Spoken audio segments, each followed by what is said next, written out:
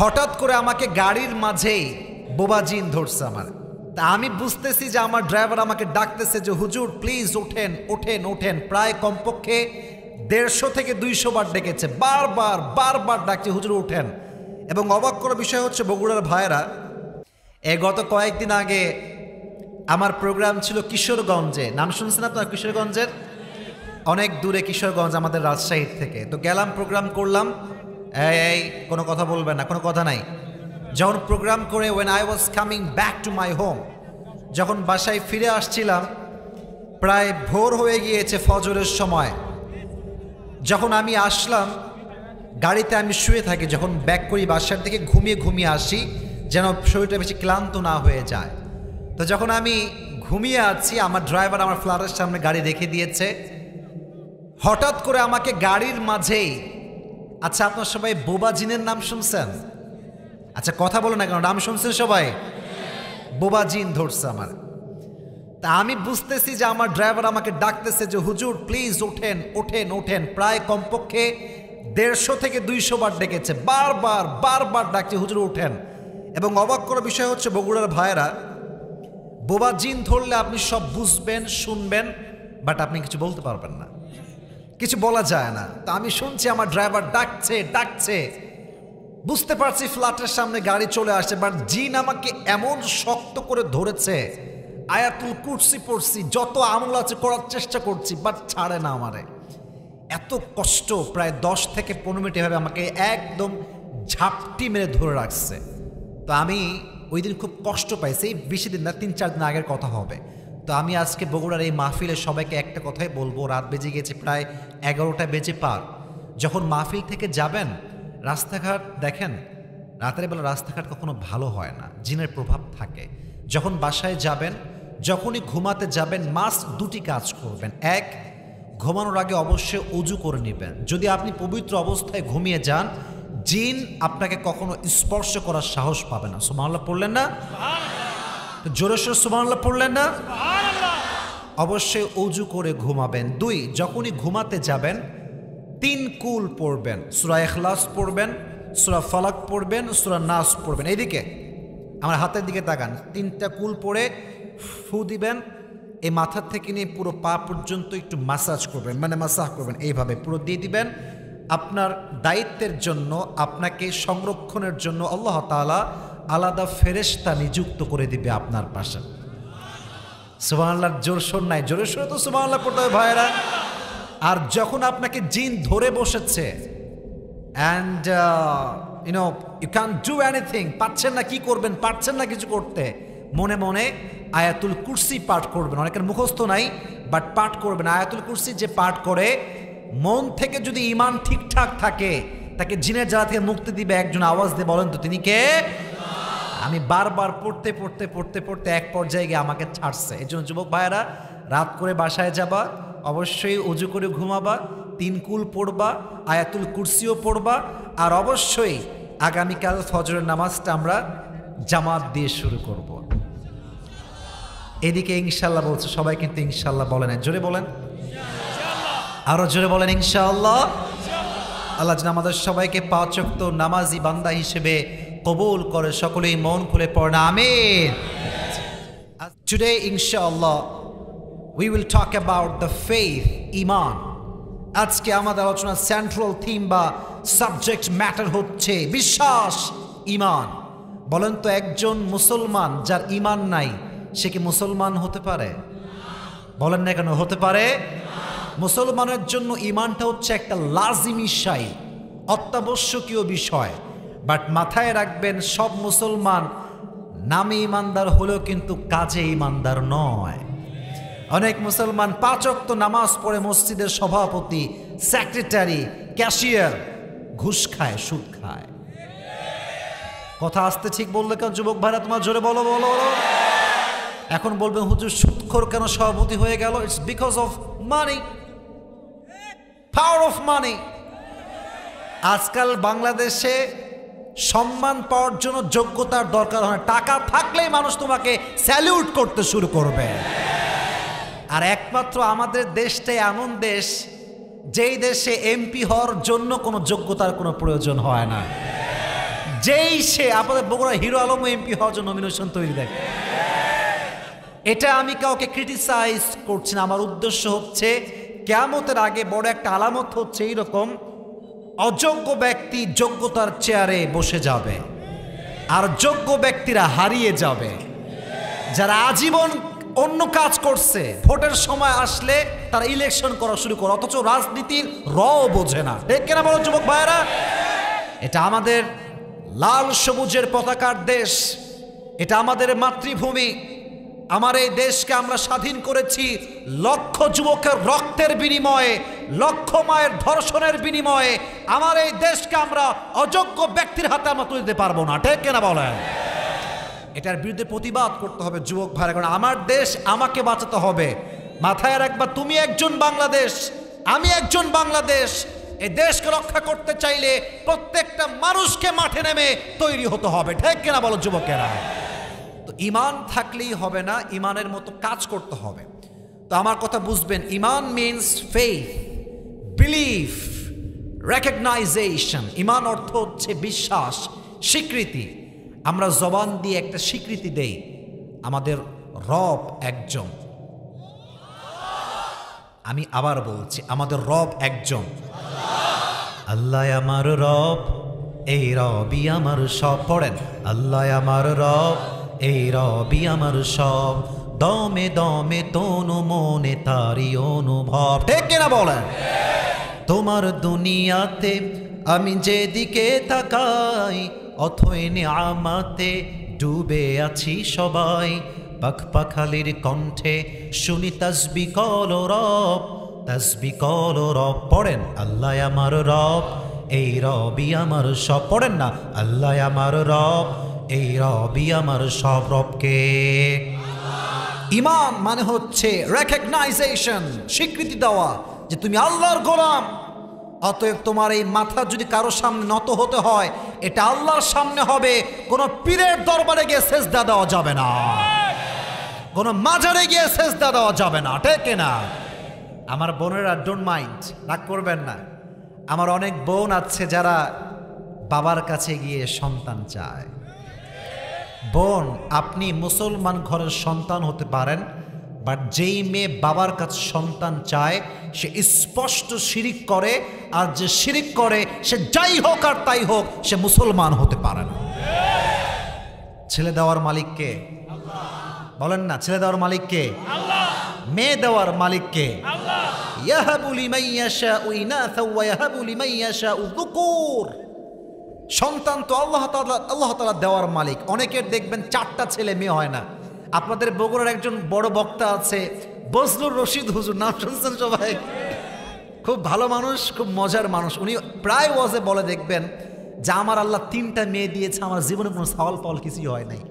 তো যদি বাবার কাছে গিয়ে ছেলে পাওয়া যেত বা মেয়ে পাওয়া যেত, আপনার চাইতে হুজুররা সবার আগে যেত। ঠিক আছে না যুবক ভাইরা? বলেন, বাবা কিছু দিতে পারে না ভাই। আচ্ছা, আপনারা যখন মাজারে যান, এদিকে মনোযোগ, ইমানটা একটু কনসেপ্ট ক্লিয়ার হওয়া দরকার, মনোযোগ দিয়ে শুনবেন।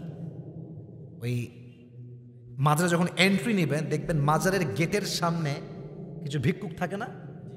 কথা কন, থাকে না? থাকে না? দেখবেন প্লেট নিয়ে বসে থাকে, বাবা কিছু দাও। কার কাছে চায়? আমাদের কাছে চায়। ফকির কিন্তু সারাদিন মাজারেই থাকে, এবং অনেক ফকির দেখবেন লাল শালু, বিশাল লম্বা চুল, গাঞ্জা খাইয়া কুল পায় না। 20 বছর যাবত ওই খানকাতেই আছে, বাবার দরবারেই আছে। মেসেজ, একটু মনোযোগ দিবেন। ফকির আপনার কাছে গেটেই যখন ভিক্ষা চায়, ফকির মূলত ভিক্ষা চায় না, ফকির আপনাকে অদৃশ্যভাবে বলে দেয় যে কিরে পাগলা, যদি কিছু পাইতাম তোর আগে আমি পাইতাম রে পাগলা, বাবার কাছে কিছু নাই। বাবার কাছে কিছু থাকলে আমি তোর কাছে হাত বাঁধবো কেন? ঠিক কেন বলো যুবকেরা? ফকির বাবাজি প্রথমে গেটে মেসেজ দেয় যে বাবার কাছে আমি থাকি, তো পাইলে আমি আগে পাবো, তুই পাবি না রে পাগলা। তো বাবার কাছে কিছু নাই, সব তো আছে একজনের কাছে। আওয়াজ দিয়ে বলেন তো তিনি কে? অনেকে আবার গান গায়, কেউ ফিরে না খালি হাতে, বাবারে তোর দরবারে তে। আছে না নাই? এটা স্পষ্ট বাটপারি ছাড়া আর কিচ্ছু হতে পারে না। ঠিক কেনা বলো? তো ঈমান যে এনেছে তার প্রথম দাবি হচ্ছে তার চাওয়া পাওয়া, এক্সপেকটেশন, সব কিছুই থাকবে একজনের দরবারে। আওয়াজ দিয়ে বলেন তো তিনি কে? এবার আসেন, এই ঈমান নিয়ে কিছু নাস্তিকরা আছে যারা বাজে কথা বলার চেষ্টা করে, এবং অনেক নাস্তিক আছে যারা আমার প্রিয় নবীকে গালিগালাজ করবার চেষ্টা করে। কিছুদিন আগে নাস্তিক বের হয়েছিল যে বলেছিল নবী নাকি নারী লোভী, তাই তিনি আম্মা জান আয়েশাকে মাত্র 6 বছর বয়সে বিয়ে করেছেন। না নাউজুবিল্লাহ তো হলো না, জোরে সোরে বলতে হতো নাউজুবিল্লাহ। আমি আমার বগুড়ার শাহজাহানপুরের কলিজার টুকরা যুবক মুরব্বী আম্মা জানদের সবাইকে জিজ্ঞেস করতে চাই, স্পষ্ট ভাষায় জিজ্ঞেস করতে চাই, আমার নবী নারী লোভী ছিলেন এটাকে আপনারা বিশ্বাস করেন? আমার নবী মতো চরিত্র সুন্দর যুবক দ্বিতীয়টা কেউ হতে পারে? এবার যারা বলে আমার নবীর চরিত্র খারাপ, তারা স্পষ্ট জারদ সন্তান, তাদের কোনো পিতৃ পরিচয় নাই। আর আমি একটা কথা স্পষ্ট ভাষায় আজকে বগুড়ার শাহজাহানপুরের মাটিতে বলছি, তুমি আমাকে দাও আমি সহ্য করব, বাপকে দাও সহ্য করব, 14 গোষ্ঠীকে দাও সহ্য করব, বাট আমার দেহে যতক্ষণ পর্যন্ত 1 ফোঁটা রক্ত আছে, আমার নবীকে কেউ বাজে কথা বলবে, এটা আমি কখনো বরদাস্ত করতে পারবো না। প্রয়োজনে আমরা জীবন দিব, শহীদ হব, নবীর ইজ্জতকে আমরা রক্ষা করব। কারা কারা দিয়েছে দুটো হাত তুলে আল্লাহকে দেখায় দেন।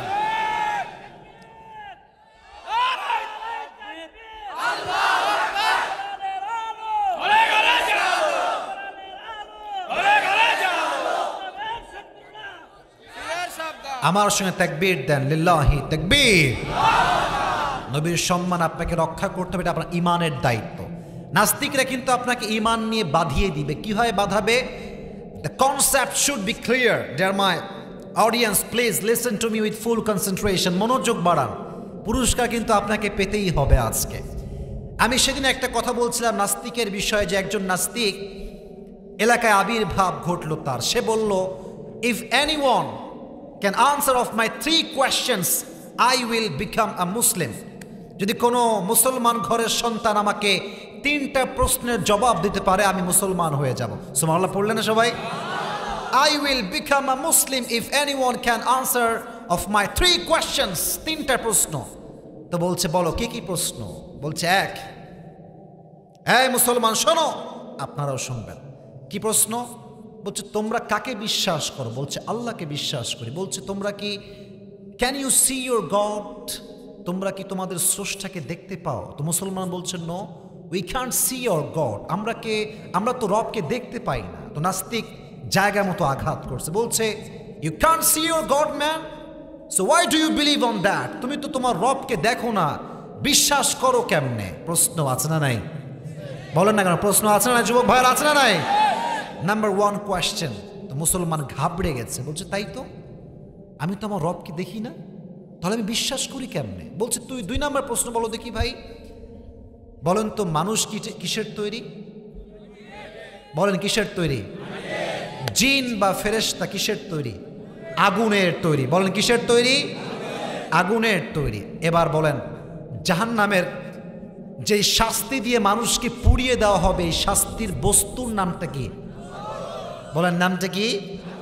আগুন। নাস্তিক বলছে শয়তান হচ্ছে আগুনের তৈরি, আর জাহান্নামের শাস্তিও হবে আগুন দিয়ে। আগুনে আগুনে পুড়লে শাস্তি কেমনে হয় মিয়া? তোমাদের ঈমানে তো দুর্বলতা আছে। নাউজুবিল্লাহ পড়লেন না আপনার সবাই? আগুনে আগুনে শাস্তি কেমনে হয় আমাকে জবাব দাও। ও তো জবাব দিতে পারছে না, বলছে ভাই আমার কাছে তো কোনো জবাব নাই। বলছে 3 নাম্বার প্রশ্ন শোনো, আচ্ছা বলো তো দেখি ভালো খারাপ কার পক্ষ থেকে হয়? বলেন তো কার পক্ষ থেকে হয়? বলেন না আপনার, বলেন না কার পক্ষ থেকে হয়? আল্লাহর পক্ষ থেকে হয়। বলছে যদি তাই হয় তাহলে তো খারাপ সব কিছু আল্লাহই ঘটায়, তাহলে আদালত কেন? উকিল কেন? বিচার কেন? ব্যারিস্টার কেন? প্রশ্ন আছে না নাই যুবক ভাইয়েরা? বলো জবাব কি হবে? যুবক বলছে ভাই আমার কাছে উত্তর নাই, হুজুররা পারবে। হুজুররা আসছে, হুজুররাও পারে না। নাস্তিকের তো বড়াই বেড়ে গেছে। আরে কিসের ঈমান? কোনো ঈমান বলতে কিছু নাই, নাউজুবিল্লাহ পড়েন। নাস্তিক দাপট বেড়ে গেছে, কেউ জবাব দিতে পারে নাই। আমি এই ঘটনাটা বলছি জাস্ট ঘটনা বলার জন্য নয়, আপনাদের ঈমানকে তাজা করবার জন্য ঘটনাটা আমি বলছি। তো একদিন নাস্তিক রাস্তা দিয়ে হাঁটছে, হঠাৎ করে একজন দরবেশ বাবার সঙ্গে দেখা, হুজুর টাইপের আর কি, সারা দাড়ি টাড়ি আছে, মুরব্বী, এক্সপার্ট একজন মানুষ, চালাক বুদ্ধিমান, তীক্ষ্ণ মেধার একজন মানুষ। বলছে, "এই, তুমি নাকি বলেছো তোমার উত্তর যে দিতে পারবে তুমি মুসলমান হয়ে যাবা?" বলছে, "yes, I am ready to be a Muslim, আমি তো রেডি আছি, উত্তর দিলেই হয়।" বলছে, "কি কি প্রশ্ন বলো?" বলছে, "তোমরা তোমাদের স্রষ্টাকে দেখো না, so why do you believe on that, বিশ্বাস করো কেন? 2, আগুন দিয়ে তৈরি শয়তান আর জাহান্নামের শাস্তি হবে আগুন দিয়ে, আগুনে আগুনের শাস্তি কেমনে হয়? 3, সব যদি আল্লাহর পক্ষ থেকেই হয় তাহলে অপরাধও আল্লাহর পক্ষ থেকে হয়, তাহলে আদালত কেন, বিচার কেন, উকিল কেন, জজ কেন?" এবার তাকান, হুজুর এই কথা শুনে হুজুরের এই পায়ের কাছে একটা মাটির কলসি ছিল। কিসের কলসি? কন না কেন, কিসের কলসি? হুজুর খেপে মাটির কলসি তুইলা দিছে একখান মাথার উপরে বাড়ি, সোজা মাথার উপরে বাড়ি দিয়েছে, উল্টায় পড়ে গেছে, আঘাত পাইছে। তর্ক শুরু, মিয়া জবাব দিতে পারেন না, আবার আমরা উল্টা আঘাত করেন, কত বড় সাহস আপনার? ঝগড়া করতে করতে এটা কাজীর দরবারে গিয়েছে, বিচারকের কাছে। ইমান ভালো করে বুঝবেন যুবক ভাইয়ের আব্বাজানরা। কাজী বলছে, "কি খবর হুজুর? আপনি তো লোক সুবিধা না দেখছি, জবাব দিতে পারবেন না, সরি বলে ফেলবেন, আঘাত করতে গেলেন কেন আপনি?" হুজুররা কি চালাক কম না বেশি? বলেন না, কম না বেশি চালাক? হুজুর বলছে, "মহারাজ, মহামান আদালত, আমি যে তাকে বালতি দিয়ে একটা এই মাটির কলসি দিয়ে আঘাত করছি, আমার একটা আঘাতে ইমানের 3টা জবাব লুকায়িত আছে।" সুবহানাল্লাহ পড়লেন না সবাই? বলছে, "কিভাবে জবাব লুকায়িত আছে আমাকে একটু ব্যাখ্যা করে বোঝান।" বলছে, "নাস্তিক আমাকে প্রথম প্রশ্ন করেছে, আল্লাহকে আমরা দেখি না, বিশ্বাস করি কেমনে?" বলছে, "তাই তো প্রশ্ন হতে পারে, তো জবাব কি বলেন তো দেখি?" বলছে, "ওর বিচার কি আগে বলেন।" তো সে নাস্তিক বলছে, "আমার বিচার হচ্ছে সে আমাকে আঘাত করেছে, আমি প্রচণ্ড ব্যথা পেয়েছি।" তো হুজুর জায়গা মতো ধরে ফেলছে, বলছে, "তুমি যে ব্যথা পাইছো, শো মি ইউর পেইন, তোমার ব্যথা আমাকে দেখাও।"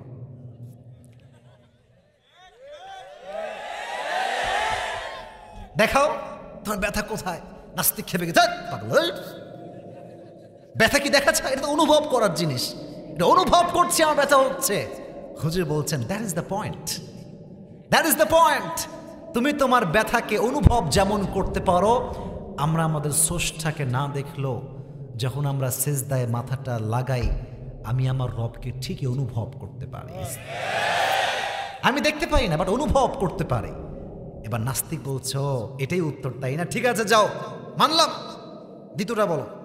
দ্বিতীয়টা কি ছিল বলতে পারবেন? আগুন দিয়ে আগুনের শাস্তি কেমনে, হাউ কাম ইট পসিবল? তো হুজুর বলছে, তাই এটা সম্ভব। কিভাবে সম্ভব জানো? বলছে, বলো তো তুমি কিসের তৈরি? বলছে, আমি তো মাটির তৈরি। তোমার যেটা মারসি মিয়া, এটা কিসের তৈরি কও? এটাও তো মাটির তৈরি। বলছে, যদি মাটির কলসি দিয়ে আঘাত করলে মাটির মানুষ আঘাত পায়, তাহলে যেই রব এটাকে আঘাতের মাধ্যম বানিয়েছেন, সেই রব চাইলে জাহান্নামের আগুন দ্বারা শয়তানকেও শাস্তি দিতে পারে। কেনা বলো যুবকেরা? মাটি দিয়ে আঘাত করলে তুমি আঘাত পাও, শয়তান আগুনে পড়লে কেন শাস্তি পাবে না? What is this man? কি বলো তুমি? এইটা ডাজন্ট মেক এনি সেন্স। তো নাস্তিক বলছে, ঠিক আছে, আমি বুঝলাম যে এটা ঠিক আছে। 3 নাম্বারটা বলো। ওই যে বলেছিলাম যে খারাপ যদি আল্লাহর পক্ষ থেকে হয়, তো তোমাদের এত আদালত কেন হয়? তো হুজুর কয়, আমিও তো তাই বলি, আদালত কেন? তুমি আমার কই নিয়ে আসছো মিয়া? তুমি আমার কই নিয়ে আসছো? যে সব আল্লাহর পক্ষ থেকে হয়, তাহলে আমি হুজুর হয়ে আজকে কেন কাজীর সামনে দাঁড়িয়ে আছি? ঠিক কেন বলেন যুবক ভাইরা? তো হুজুর বললেন যে, ভাই, মূলত ব্যাপারটা হচ্ছে এরকম, খারাপও আল্লাহর পক্ষ থেকে ফায়সালা থাকে, বাট আল্লাহ বান্দাকে একটা ফাআলহামাহা ফুজুরাহা ওয়া তাকওয়াহা, ভালো মন্দের একটা সেন্স দিয়েছেন। কোন যুবক পৃথিবীতে এমন নাই যে যুবকটা জানে না যে জেনা করা মহাপাপ। কোন যুবক পৃথিবীতে নাই। কোন যুবক পৃথিবীতে এমন নাই যে যুবক জানে না যে 5 ওয়াক্ত নামাজ না পড়লে জাহান্নামে যাবো। এরকম কোনো যুবক নাই যে জানে না। এখানে অনেকগুলো মেয়ে আছে, কোনো মেয়ে এমন নেই দুনিয়াতে যে মেয়েটা জানে না যে পর্দা না করলে জাহান্নামে যাওয়া লাগবে। এরকম কোনো মেয়ে পৃথিবীতে নাই। সমস্যাটা কোথায়? ইমানের দুর্বলতা। কথা বলেন, কিসের দুর্বলতা যুবক ভাইরা? তো ফায়সালা তো এই জন্য করা হয়, বিচারক তো এই জন্য রাখা হয়েছে, যখন মানুষ উল্টাপাল্টা করবে শাস্তি দেওয়া লাগবে, আর শাস্তি দিলে সমাজটা সুন্দর হয়ে যাবে। ঠিক কেনা বলো যুবকেরা?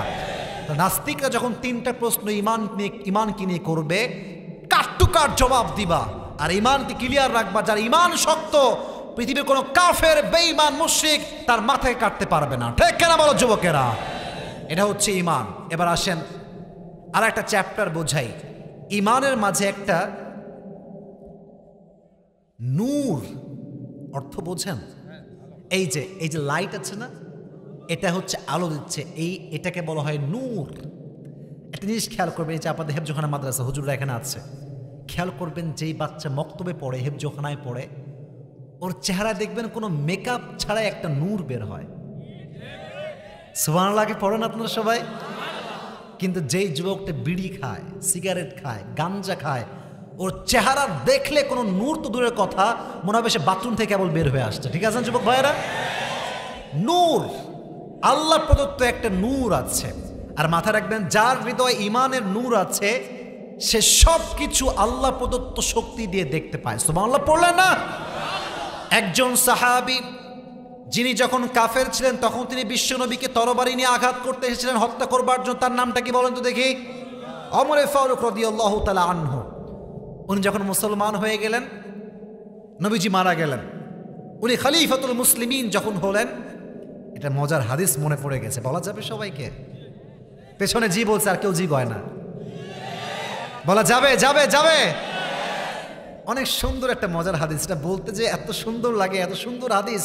একদিন ওমর ফারুক রাদিয়াল্লাহু তাআলা আনহু বাসায় আছেন, আলী রাদিয়াল্লাহু তাআলা আনহু বাসায় আছেন, ফজরের নামাজের আগ দিয়ে ঘুমিয়ে আছেন আলী রাদিয়াল্লাহু তাআলা আনহু। হঠাৎ করেই দেখছেন নবীর সঙ্গে আলীর স্বপ্ন যুগে সাক্ষাৎ হয়েছে। সুবহানাল্লাহ, মন দিয়ে পড়েন না একবার সুবহানাল্লাহ। দেখছে নবীজি নামাজ পড়াচ্ছেন, ফজরের নামাজ, আল্লাহু আকবার, সানা, কেরাত, রুকু, তাসবিহ সব ওকে। সালাম ফিরিয়েছেন, আসসালামু আলাইকুম ওয়া রাহমাতুল্লাহ, আসসালামু আলাইকুম ওয়া রাহমাতুল্লাহ। তো আলী রাদিয়াল্লাহু তাআলা আনহু ফজরের নামাজ পড়ে মাসনুন দোয়াগুলো পড়ে বের হয়েছে মসজিদ থেকে। তো দেখছে একজন বৃদ্ধা মহিলা বাহিরে দাঁড়িয়ে আছে, হাতে একটা বড় বাটি আছে, বাটিতে খেজুর আছে। বগুড়ার শাহজাহানপুরের ভাইরা কি আছে? খেজুর আছে। বলছি, ইয়া আলী, খেজুরগুলো নাও, নবীকে দাও, আর বড় ইয়া রাসূলুল্লাহ, আপনি সাহাবা একরামদের মাঝে সব খেজুরগুলো বন্টন করে দেন, তাহলে আমার বাগানে বরকত দিবে একজন। তিনি কে? তো তিনি নিয়ে গিয়েছেন, ইয়া রাসূলুল্লাহ, একজন মুরব্বী আপনাকে খেজুর দিয়েছে বন্টন করবার জন্য, আপনি বন্টন করে দেন। বলছে, তাই নাকি? দাও, আমার কাছে দাও। তো উনি নিয়ে একটা খেজুর তুলে প্রথমে বলছে, আলী, যে তুমি নিয়ে আসছো, তুমি আগে একটা টেস্ট করো। তো যখন মুখে টেস্ট করতে শুরু করেছে, স্বপ্নের মাঝে কিন্তু এটা, হ্যাঁ, এত স্বাদ, আলীর লোভ লেগে গেছে। বলছে, নবী হে, জিদনি তামরাতান উখরা, give me one more piece, আমাকে আরেকটা দেন। এই বলছে, না না, দরকার নাই, একটাই থাক। তো ওইটা চাবাচ্ছে, ওর বিচির মতো স্বাদ, যেইটা মানে কামড়াইতে কামড়াতে বিচিও খেয়ে এমন একটা ভাবসাব।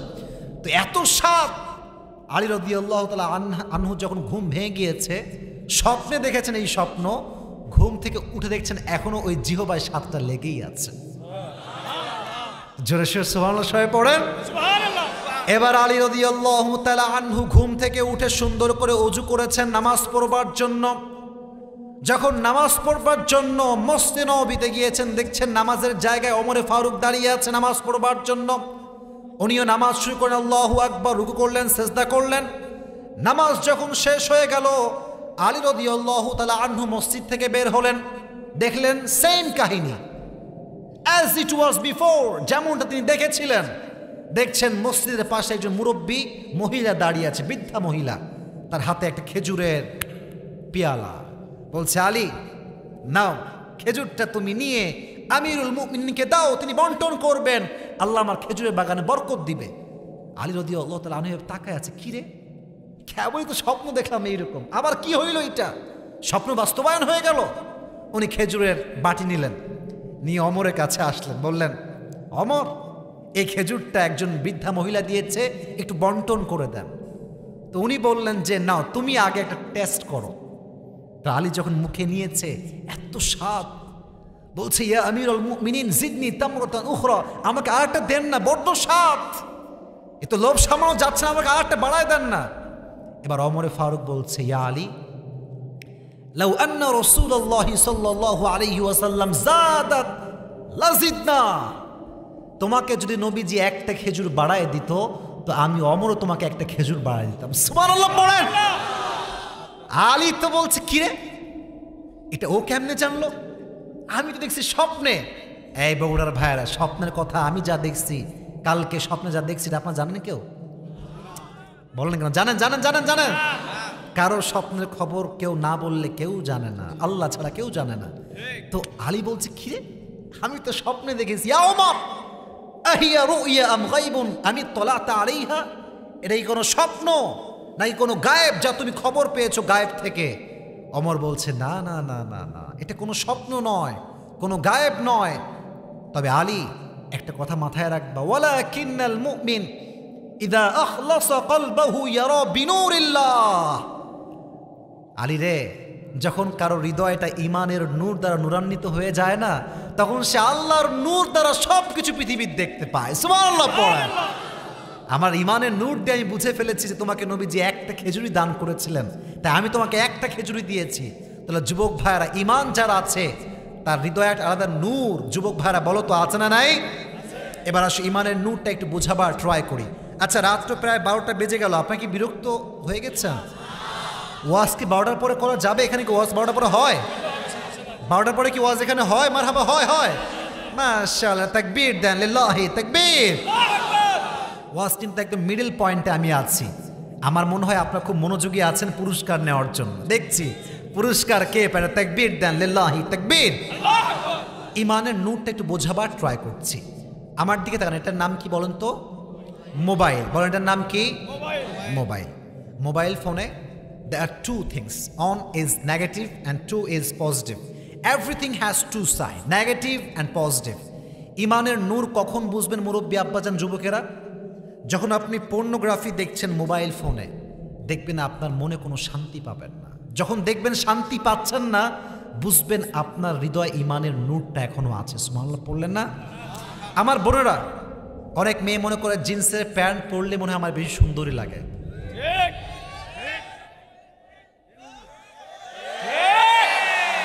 এরকম মেয়ে বগুড়ায় আছে না? আছে না? আছে না? তোমাদের এই বগুড়াতে একটা জায়গা আছে ঘোরার, যুবক ভাইরা, মমইন নাকি নাম? আমি একদিন ঘুরতে গেছিলাম রে ভাই, যে অবস্থা দেখেছি আমি আর কিছু বলতে চাই না। আমার কথা হচ্ছে এই, মাথায় রাখবেন যে যত সস্তায় চলে সে তত বেশি বেপরদায় চলে, আর যে যত মূল্যায়ন নিয়ে চলে সে তত বেশি ঢেকে ঢুকে পর্দা করে চলে। আপনারা সবাই যমুনা ফিউচার পার্ক নাম শুনছেন? বসুন্ধরা শপিং মল নাম শুনছেন? বুর্জ আল খলিফা, দুবাইয়ের সবচাইতে বড় প্রাসাদ নাম শুনছেন সবাই? এবার বলেন, আপনার সবাই ডায়মন্ডের নাম শুনছেন? ডায়মন্ড মনে হয় রাস্তায় ঝালমুড়ির দোকানে বিক্রি করে, তাই না? না না, ভাজা দোকানে বিক্রি করতো ডায়মন্ড। বলেন হ্যাঁ নাকি না? কারণ দামি জিনিস সস্তা জায়গায় পাওয়া যায় না, এটাকে কাঁচ দিয়ে ঢাকতে হয়, সিকিউরিটি নিশ্চিত করতে হয়, এটার জন্য আলাদা বডিগার্ড রাখতে হয়। কারণ যার দাম যত বেশি তার উপরে দেখবেন ঢাকা ঢুকা তত বেশি। কি বোঝাতে চাই যদিও বুঝে গেছে, তাও একটু ব্যাখ্যা দিয়ে দেই। যেই মেয়ে নিজেকে জিন্সের প্যান্ট আর টাইট ফিটিং জামা পরে দেহের ভাঁজ বুঝিয়ে নিজেকে খুব বেশি মূল্যবান প্রমাণ করতে চায়, সে আসলে নিজের মূল্য 2 পয়সাও বুঝতে পারে না। আর সবচাইতে বড় গুরুত্বপূর্ণ বিষয় মেয়েদের জন্য আমি বলবো, আপনি জিন্সের প্যান্ট পরবেন, টি শার্ট পরবেন, খোদার কসম, ওয়াল্লাহি আল্লাহ কসম করে বলতে পারি, বগুড়ার মাটিতে আমি আজকে, কোনো যুবক আপনার দিকে পবিত্র চোখে তাকাবে না, ভক্ষণের চোখে তাকাবে, কোনো ভালো চোখে তাকাবে না। আর একজন মেয়ে যখন রাস্তায় বোরকা পরে হেঁটে যায়, মুখ ঢাকা, চোখ ঢাকা, হাত ঢাকা, পা ঢাকা, দেখবেন যেই ছেলেটা গাঁজা খায়, মদ খায়, টাউট বাটপার, সেও কিন্তু মনে মনে তাকে একটা স্যালিউট দেয়, মনে মনে একটা স্যালিউট দেয়। এই জন্য বোন, ডিসিশন আপনার যে আপনি হিজাব মেনটেন করবেন কি করবেন না। এখন যদি আপনি হিজাব মেনটেন না করে আপনার হৃদয়ে কোনো খারাপ লাগাই না থাকে, তাহলে বুঝবেন আপনার হৃদয়ে ইমানের নূর, বলেন ইমানের নূর। আর যেই মেয়ে বেপর্দায় চলে শান্তি পায় না, পর্দা করতে মনে চায়, তার বুঝতে হবে তার হৃদয় ইমানের ছিটে ফোটা নূর আছে। সুবহানাল্লাহ পড়ে। তাহলে বোঝা গেল ইমানের নূর যার আছে সে কখনো বাজে কাজ করতে পারবে না। বাট ইমানের নূর আসবে কিছু কাজ করলে। এদিকে তাকান, এটার নাম কি? কথা কয় না, নাম কি? এটা আমাকে জবাব দেন তো, এটা কথা প্রশ্ন করেই ফেলি। যুবক ভাইয়েরা, মুরব্বীরা এটা আমার চোখে চোখ রাখেন। আব্বা জানরা, যুবকেরা বলেন তো, এই যে আমি আসিফ দাঁড়িয়ে রাখছি, আমাকে দেখতে কি আনস্মার্ট লাগতেছে? বলেন না কেন, আনস্মার্ট লাগতেছে? খ্যাত লাগতেছে? লাগতেছে না। আমি তো বিশ্বাস করি যে যুবক দাড়ি রাখে সে কাপুরুষের সন্তান নয়, সে বীর পুরুষের সন্তান। আর যেই মেয়েগুলো ভাই কথা বললে তো কথা শেষ নাই, অনেক কথাই বের হয়ে যায়। অনেক মেয়ে কিন্তু দাড়িওয়ালা যুবক দেখলে বিয়ে করতে চায় না, পছন্দ করতে চায় না। তাদের জন্য আমার কথা স্পষ্ট, ক্রিস্টাল ক্লিয়ার। যেই মেয়ের দাড়িওয়ালা যুবক পছন্দ হয় না, ওকে বলবো তুই বাবা এখানে থাম, তোর জন্য বিটিএস ছাড়া কোনো অপশন আমার কাছে নাই। এখন বিটিএস কি ছেলে না হিজড়া না মেয়ে, এটা I don't want to explain that, I don't need to explain that, আমার ব্যাখ্যার কোনো প্রয়োজন নাই। অতএব যেই মেয়ে দাড়িওয়ালা যুবক পছন্দ করতে চায় না, তার হৃদয়ে সমস্যা, সে মুসলমান ঘরে কোনো মেয়ে হতে পারে না। ইমানের নূর থাকলে আপনি দাড়ি রাখবেন। এখন চিন্তা করেন, আমি আসিফ এই জুব্বা পরেছি, এটা একটা ইমানের নিদর্শন। দাড়ি রেখেছি, একটা ইমানের নিদর্শন। আমি আসিফ যাই করি না কেন, এই দাড়ি নিয়ে টুপি পরে বগুড়ার কোনো হলে গিয়ে সিনেমা দেখতে পারবো না। আমার দাড়ি বলবে স্টপ স্টপ স্টপ স্টপ, যাস না, কারণ দাড়িরও একটা সম্মান। বল না কেন, আছে না নাই? আছে না, আছে নাই? আছে। তো দাড়ি যখন রাখবেন, হৃদয়ে একটা নূর তৈরি হবে। টুপি যখন পরবেন, ইমানের নূর তৈরি হবে। আর এই ইমানের নূর আপনাকে অন্যায় থেকে বাঁচাই দিবে। ঠিক কেনা বলো যুবকেরা? এবার বলেন, আমাদের দেশে সুদ ঘুষ নাই? আরে সবাই কনফার্ম জান্নাতি মিয়া, ধর আছে নাকি যুবক ভাইরা? খালি আছে বললে ভুল হবে। টেবিলের তলে ঘুষ, টেবিলের উপরে ঘুষ, এই পকেটে ঘুষ, এই পকেটে ঘুষ, আন্ডার প্যান্টের পকেটেও আজকাল মানুষ। কেন এটা কেন? এর কারণ হচ্ছে মুসলমান ঘরের সন্তান ঠিক আছে, বাট ভিতরে ইমানের নূরটা নাই। যার হৃদয়ে ইমানের নূর থাকবে, সে সুদখোর হতে পারবে না, সে ঘুষখোর হতে পারবে না। ঠিক কেনা বাবা? তো একদিন বলছে, আচ্ছা যান একটা প্রশ্ন করবো, আপনাকে মাইন্ড করবেন না তো? বলছে বলো ভাতিজা বলো। আচ্ছা চাচা, আপনি কি মোহাম্মদের নাম শুনেছেন? বলছে হ্যাঁ শুনেছি। কে চাচা বলেন তো? বলছে তিনি তো বলেন তিনি সেই এই যুগের নবী। তো চাচা আপনি আসলে বিশ্বাস করেন? চাচা বলছে তার চেহারা দেখলেই তো আমার কলিজাটা ঠান্ডা হয়ে যায়। চাচা কিন্তু মুসলমান না, চাচা কিন্তু কাফের। তার চেহারাতে এত নূর আছে, তাকে দেখলে আমার কলিজাতে একটা শীতল হাওয়া বয়ে যায়। সুবহানাল্লাহ পড়েন। তো চাচা আপনি কি ঈমান আনবেন না? চাচা বলছে যে দেখো বাবা, আমার 14 পুরুষ কাফের, আমার মা কাফের, বাপ কাফের, সবাই কাফের। আমি যদি ঈমান আনি তাহলে আমার বংশ পরম্পরা নষ্ট হয়ে যাবে, আমি ঈমান আনতে পারবো না। তো আব্দুল উজ্জা বলছে চাচা যান, আমাকে মাফ করবেন চাচা, আমি তো মুহাম্মদের উপর ঈমান এনে ফেলেছি। জোরে সোরে সুবহানাল্লাহ পড়লেন না? চাচা বলছে কি, কত বড় সাহস তোমার, ঈমান এনেছো তুমি? তোমার যে কাপড়টা আমি দিয়েছি, তোমার পায়জামা আমি দিয়েছি, তোমার থাকার জায়গা আমি দিয়েছি, যদি ঈমান আনো তোমাকে সব স্যাক্রিফাইস করতে হবে, সব তোমাকে ছাড়তে হবে। এবার সেই যুবক বলছে সব ছাড়তে রাজি আছি, বাট ঈমান ছাড়তে রাজি নাই। যুবকটা সঙ্গে সঙ্গে তার এদিকে তাকান, এই বুকের জামা খুলে ফেলছে। চাচা বলছে এটা খুললে হবে না, সবই আমার, তোমাকে সব খুলতে হবে। যুবকটা পুরো উলঙ্গ হয়ে গিয়েছে, দেহের প্রত্যেকটা জামা খুলে খুলে দিয়ে দিয়েছে। উলঙ্গ হয়ে মায়ের কাছে আসছে, গেট বাড়িয়ে, আম্মা যান কোথায় আপনি, ওপেন দ্য ডোর, গেট খুলেন। আম্মা যান যখনই গেট খুলেছে, দেখছে যুবক সন্তান আমার উলঙ্গ হয়ে গেটের সামনে দাঁড়িয়ে আছে। আব্বা যান উলঙ্গ কেন তুমি? চোখ এমনে ঢেকে ফেলছে, লজ্জায় চোখ ঢেকে ফেলেছে। উলঙ্গ কেন? বলছে আম্মা যান আজকে ঈমানটা ফেরত দিতে পারি নাই, আজকে ঈমান নিয়ে আসছি, জামাটা ফেরত দিয়ে আসছি। জামাকে বিসর্জন দিয়েছি, ঈমানটা নিয়ে আসছি। আম্মা যান আপনার কাছে কোনো জামা হবে? বলছে আমার বাসায় তো কোনো জামা নাই, আমি তো অনেক গরিব। কোনো কম্বল হবে? বলছে কম্বল নাই। কি আছে বলেন? বলছে একটা পুরাতন চাদর আছে, আর কিচ্ছু বাসায় নেই। বলছে যান নিয়ে আসেন। পুরাতন চাদর নিয়ে আসছে। এদিকে তাকান, আব্দুল উজ্জা পুরো চাদরটা এভাবে ঢেকে, লজ্জাস্থান ঢেকে চলে গিয়েছে মদিনায়, নবীর রওজায়। সুবহানাল্লাহ পড়লেন না সবাই?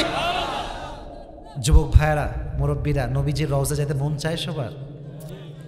বলেন না কেন, চায় না? চায় না? চায় না? 1 বছর আগে আল্লাহ তাআলা আমাকে নবীজির রওজায় জিয়ারত করার সুযোগ দিয়েছেন, এবং যখন মদিনায় নেমেছিলাম, বারবার বলি, যখন মদিনায় ল্যান্ড করবেন বিমান থেকে, মনে হবে আপনি জান্নাতের বাগানে ঢুকে গিয়েছেন, মনে হবে এটা। এত শান্তি, এত সুন্দর জায়গা, এত প্লেস সুন্দর, কল্পনাই করা যায় না। নবীজি সালাম ফিরিয়েছেন, নামাজ পড়ে বের হয়েছেন, দেখছে বাহিরে একজন যুবক উলঙ্গ অবস্থায় চাদর মুড়ি দিয়ে আছে, দেহ ঢেকে আছে। এই যুবক, কই থেকে আসছো তুমি? বলছে, নবী হে, আপনার জন্য উলঙ্গ হয়ে ঈমান রেখেছি, আপনার জন্য কয়েকশো কিলোমিটারের রাস্তা পাড়ি দিয়ে চলে আসছি। সুবহানাল্লাহ পড়ে। বলছে, মাসমুক, হোয়াটস ইউর নেম? তোমার নাম কি? বলছে, আমার নাম আব্দুল উজ্জা। উজ্জা হচ্ছে একটা মূর্তির নাম। নবীজি বললেন, খবরদার, তোমার নাম আজ থেকে আব্দুল উজ্জা নয়, আজ থেকে তোমার নাম আব্দুল্লাহ। সুবহানাল্লাহ পড়ে। এবার নবীজি ওকে তার বাসায় নিলেন, নবীজি নিজের জামা আব্দুল্লাহর গায়ে পরিয়ে দিলেন, আর বললেন, খবরদার, আজ থেকে তোমার নাম আব্দুল উজ্জা নয়, তোমার নাম আজ থেকে আব্দুল্লাহ। যুদ্ধের সময় চলে আসলো, সব সাহাবা একরাম যুদ্ধে গেলেন। আব্দুল্লাহ যাইতে পারল না, অসুস্থ ছিল, তিনি মারা গেলেন। যুদ্ধের ময়দানে নবীজির কাছে খবর আসলো আব্দুল উজ্জা বা আব্দুল্লাহ নেই। নবীজি ওখান থেকে বললেন যে, আমার এই আব্দুল্লাহ এটা কোনো জাহান্নামী নয়, সে একজন জান্নাতি মানুষ। সুবহানাল্লাহ, তো আস্তে জোরে সুবহানাল্লাহ পড়লেন না সবাই? এই জান্নাতি মানুষের ঘোষণা দিয়েছে একটা কারণ হৃদয়ে ঈমান আছে একজনের উপরে। আওয়াজ দিয়ে বলেন তো, তিনি কে? তাহলে আমাদের চাওয়া পাওয়া, বিশ্বাস, ভরসা সবকিছু আমরা একজনকে করি। যুবক ভাইরা, বলেন তো, তিনি কে? আমাকে আওয়াজ দেন। সন্তান চাইবেন কার কাছে? আল্লাহর কাছে।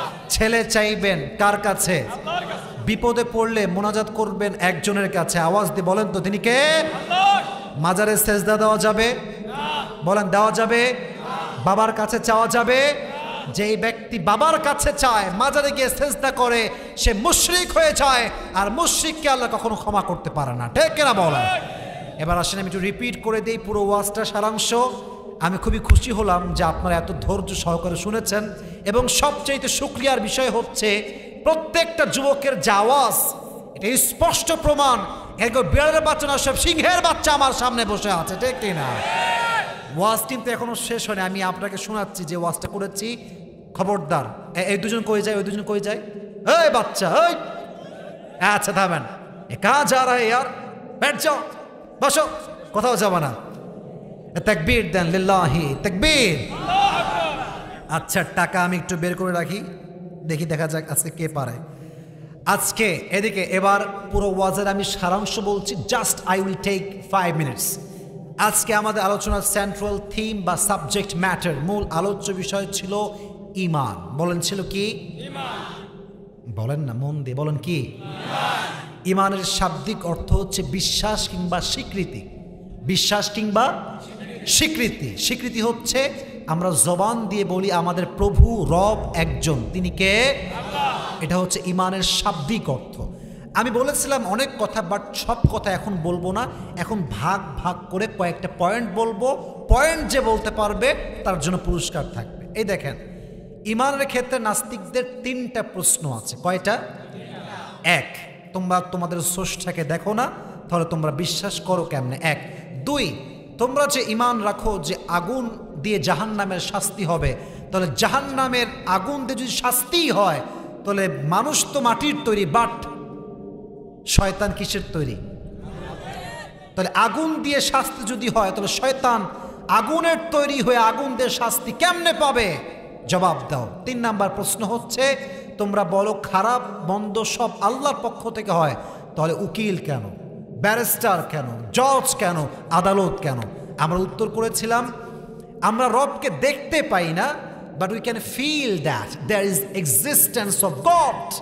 আমরা রবকে দেখতে না পেলেও এটা আমরা অনুভব করি যে রবের অস্তিত্ব প্রত্যেকটা জায়গায় আছে না নাই? আছে না নাই? 1 নম্বর উত্তর। 2 নম্বর উত্তর হচ্ছে, যদি মাটির দ্বারা মাটির মানুষকে আঘাত করলে মাটির মানুষ কষ্ট পায়, তাহলে আগুন দিয়ে আগুনকে আঘাত করলে আল্লাহ আযাব দিতে পারে কি পারে না? 3 নম্বর জবাব হচ্ছে খারাপও আল্লাহর ফয়সালাতেই হয়, বাট আল্লাহ মানুষকে মেধা দিয়েছেন ভালো এবং মন্দকে জাস্টিফাই করবার জন্য। মানুষ যখন ক্রাইম করে, কাউকে হত্যা করে, সে নিশ্চিত অপরাধ করেছে, তার অপরাধের শাস্তির জন্য আদালত আছে। ঠিক কিনা বলো যুবক ভাইরা? 2 নম্বর পয়েন্ট যে ইমানের প্রশ্ন এবং তার উত্তর। তিন হচ্ছে ইমানের একটা আলাদা নূর আছে। কি আছে বলো না কেন? ইমানের একটা নূর আছে না নাই? আছে না নাই? সেই ক্ষেত্রে আমি একটি হাদিস বলেছিলাম ওমর এবং আলীর কথা। এই হাদিসটা কেউ বলতে পারলে তো মাশাআল্লাহ নূর আলা নূর হলো, না বললেও কোনো সমস্যা নাই, তার পুরস্কার থাকবে। তো ইমানের নূরের ক্ষেত্রে বলেছিলাম যার ইমানের নূর থাকবে সে প্রকাশ্যে কোনো অন্যায় করতে পারবে না। বলেন, কথা বলেন, ঠিক কিনা বলেন? যার ইমানের নূর থাকবে সেই মেয়ে কখনো রাস্তায় বেপর্দায় চলতে পারবে না। যে যুবকের ইমানের নূর থাকবে সে বাসার ভেতরে গেট লাগিয়ে দিয়ে অন্ধকারে পর্নোগ্রাফি দেখতে পারবে না। ঠিক কিনা বলেন? এটা ইমানের নূরের বিষয়। তাহলে 3 নাম্বার হচ্ছে ইমানের নূর। 4, ইমানের জন্য একজন নারী তার জীবনকে বিসর্জন দিয়েছেন, তার নাম ছিল কি? আপনারা বলেন না কেন, নাম ছিল কি? সে জীবন দিয়েছে, বাট যখন সে মারা যায়, এটা কিন্তু প্রশ্ন, এটা প্রশ্ন। মৃত্যুর আগে তিনি একটি দোয়া করেছিলেন যে আল্লাহ, আমি তো ইমান হারাতে পারবো না, তুমি আমার জন্য তোমার জান্নাতের পাশে একটা ঘর বানিয়ে দাও। সুবহানাল্লাহ পড়েন। আল্লাহ তার দোয়া কবুল করেছিলেন কি করেন নাই? করেছেন। তাহলে এই প্রশ্ন করব যে 4 নম্বরে কোন মেয়ে ইমানের জন্য জীবন দিয়েছে এবং সে জীবন দেওয়ার সময় কি দোয়া করেছিল, জবাব দিতে হবে। রাজি আছেন তো ইনশাআল্লাহ? সর্বশেষ 5 নম্বর বিষয়টা লাস্ট ছিল। একজন সাহাবী যার নাম আগে ছিল আব্দুল উজ্জা, পরে সে ঈমান এনেছে, তার নাম আব্দুল উজ্জা থেকে হয়েছিল কি? মাশাআল্লাহ বলেন, নাম হয়েছে কি? আব্দুল্লাহ। সে ঈমানের আলোতে আলোকিত হয়েছে, বাট সে যুদ্ধে অংশগ্রহণ করতে পারে নাই, জ্বরে আক্রান্ত হয়ে পৃথিবী থেকে বিদায় নিয়েছে। সে যেহেতু ঈমানদার ছিল, তাকে জান্নাতি বলে নবীজি নিজেই ঘোষণা করেছে। সুবহানাল্লাহ পড়া। তাহলে জান্নাতি যে ঘোষণা করেছেন এর পেছনে একটা জিনিস ছিল, এটার নাম কি? এই তো একজন খুব জোরে বলছে, সবার নামটা কি ছিল? ঈমান। এবার আপনারা একটু আমাকে সময় দেন, যে কোনো একজন যুবক যার বুকে সাহস আছে, হুজুর আমি পারবো, আপনি প্রশ্ন করলে দাঁড়িয়ে যাও যে আমি পারবো ইনশাআল্লাহ। এই তো ভাই আপনি পারবেন, আমার বিশ্বাস, আপনি আগায় আসেন, আগায় আসেন। আরে স্যান্ডেল লাগবে না ম্যান, এমনি চলে আসেন। হ্যাঁ ভালো মোটা সোটা আছে দেখছি ভাই। আমার গায়ে গোস্ত না, বেটে গোস্ত ধার দেন আমাকে আজকে। আপনি কি নাম? সুইট। আপনি আসলে সুইট খুবই। এই ওনাকে একটা হ্যান্ড মাইক দেওয়া লাগবে, হ্যান্ড মাইক। ওখানে দাঁড়ান আপনি, এখানে যে এখানে এখানে এখানে এখানে এখানে একজন কই যায়, বসো বসো। কেউ যদি উঠে যায় ও লুঙ্গি টেনে বসে দিবেন ওকে, ঠিক আছে? খবরদার কেউ উঠবেন না। অনেক গরম কিন্তু ভাই, পুরো গা ঘেমে গেছে, তাও ওয়াজটা আমি শেষ করে ছাড়ছি। হ্যাঁ দেন, ওনাকে দেন। সবাইকে একটা মন খুলে সালাম দেন। আসসালামু আলাইকুম ওয়া রাহমাতুল্লাহি ওয়া বারাকাতুহু। না, সালামের উত্তরটা হয়নি, আপনি আবার দেন দেখি সালামটা। আসসালামু আলাইকুম ওয়া রাহমাতুল্লাহি ওয়া বারাকাতুহু। ওয়া আলাইকুম আসসালাম। শোনেন, আমি তাকে প্রশ্ন করব, যদি সে উত্তর করতে পারে, বিফোর আই সে মারহাবা ইউ হ্যাভ টু সে মারহাবা ফার্স্ট। আমি বলার আগেই আপনার সবাই মারহাবা বলবেন, ঠিক আছে? আমাকে যদি বলতো না যে মারহাবা বলেন, এই বলেন না, ও উত্তর করার সঙ্গে সঙ্গে বগুড়ার শাহজাহানপুরের প্রত্যেকটা যুবক মুরব্বী চিৎকার করে মারহাবা দিবেন। এটা প্র্যাকটিস করেন, সবাই বলেন মারহাবা। যুবক ভাই কোনো ভয় নাই, আমি তোমার সঙ্গে আছি, ঠিক আছে? বলো আজকের আলোচনার সেন্ট্রাল থিম বা মূল বিষয়বস্তু কি ছিল? ঈমানের উপর আলোচনা হচ্ছে। এবার বলেন ঈমানের শাব্দিক অর্থটা আসলে কি? ঈমান অর্থ ঈমান অর্থ হচ্ছে বিশ্বাস অথবা স্বীকৃতি। মারহাবা বলেন সবাই। এক দুইটা mistake it could be happen because he is not a lecturer man. সে তো সাধারণ মানুষ, ও যা বলবে তাই তো মারহাবা, ঠিক কিনা বলেন? সাধারণ যুবক। এই তাহলে ঈমানের শাব্দিক অর্থ গেল। দেখেন ভাই, ঈমানের ক্ষেত্রে নাস্তিকদের অনেক প্রশ্নই করে তারা। আমরা 3টা প্রশ্ন বলেছিলাম নাস্তিকদের। 3টে প্রশ্ন কি কি বলেন দেখি। একটা প্রশ্ন হচ্ছে যে আল্লাহ দেখা যায় না, যদি আমরা বিশ্বাস করি কেন? হ্যাঁ, 2 নাম্বার প্রশ্ন বলেন। ব্যথা তো অনুভব করে।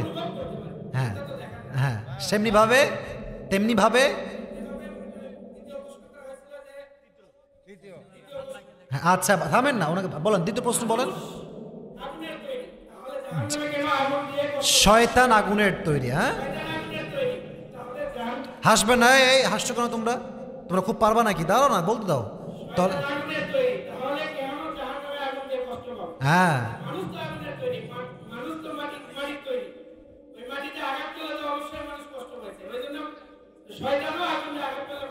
মারহাবা বলেন। মোটামুটি কনসেপ্ট সে পারতেছে, কেউ হাসবেন না। 3 নাম্বারটা বলেন ভাই আমার। পারবেন পারবেন, সমস্যা নেই, পারবেন আপনি, বলেন, চেষ্টা করেন। ওই যে ভালো মন্দ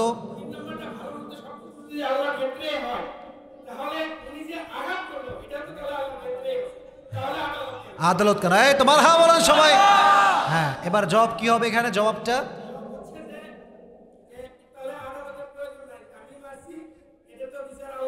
হ্যাঁ হ্যাঁ হ্যাঁ নিয়ে আসা হলো কেন? তাহলে উত্তর কি হবে? যে খারাপ।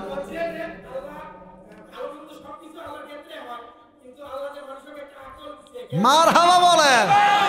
আর লাগবে না, হয়ে গেছে, এটা হয়ে গেছে, তুমি বুঝে গেছো, মাশাআল্লাহ। এবার 3 নাম্বার বিষয় ছিল ইমানের একটা কি আছে? থামেন থামেন থামেন। ইমানের একটা আলো আছে, নূর আছে। মারহাবা বলেন সবাই। ইমানের নূর থাকলে কি হয়? মানুষ কি করতে পারে না, বলো দেখি। মারহাবা বলেন সবাই আপনারা।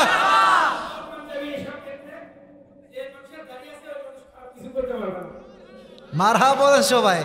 খারাপ কাজ করে, দাড়ি আছে তাও খারাপ কাজ করে, বাট বিবেকে বাঁধে। ঠিক কেনা বলো যুবকেরা? That is the right answer. ঠিক আছে, হ্যাঁ মারহাবা মারহাবা। হ্যাঁ মারহাবা বলেন সবাই। আচ্ছা ভাই, 4 নাম্বার বিষয় ছিল যে ইমানের জন্য একজন নারী তার জীবনকে বিসর্জন দিয়েছেন, রাদিয়াল্লাহু তাআলা আনহা। তার জীবনের সর্বশেষ দোয়া কি ছিল?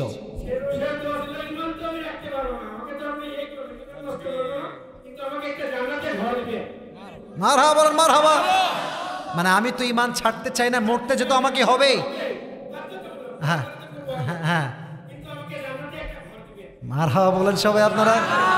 তুমি সব পেরেছো মাশাআল্লাহ, কিছু বাঁচছো, ঠিক আছে, বাট সর্বশেষ আমি সহজ করছি, সহজ জবাব দিবা। একজন সাহাবী যে নবীর উপর ঈমান এনেছিল সে ছিল কাফের, তার নাম কি ছিল? মারহাবা বলেন। সর্বশেষ নবীজি তার ব্যাপারে একটা ঘোষণা দিয়েছেন।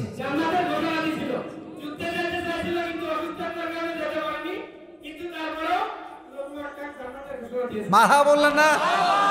সর্বশেষ কথা, জান্নাত যে ঘোষণা নবীজি দিয়েছেন এর পেছনে কি ছিল?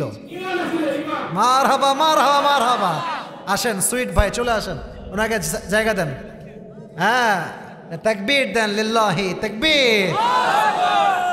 আল কোরআনের আলো, আল হাদিসের আলো, মাশাআল্লাহ। ভাইজান ওয়াজ শুনে, এই তো, না না না, হয়নি হয়নি, ওয়াজ হয়নি ভাই, বসেন বসেন। মুরব্বী আব্বাজান তো আমার ওয়াদা করছেন না, আমার সাথে দোয়া করে যাবেন আজকে, ওয়াদা ভাঙবেন না। এই নাও, মাশাআল্লাহ, এই নাও। ওয়ালাইকুম আসসালাম। সুইট ভাইকে আল্লাহ নেক হায়াত দান করুক, পড়না আমিন। ওমরা করে আসছে, আল্লাহ তার ওমরাকে কবুল করুক, পড়না আমিন।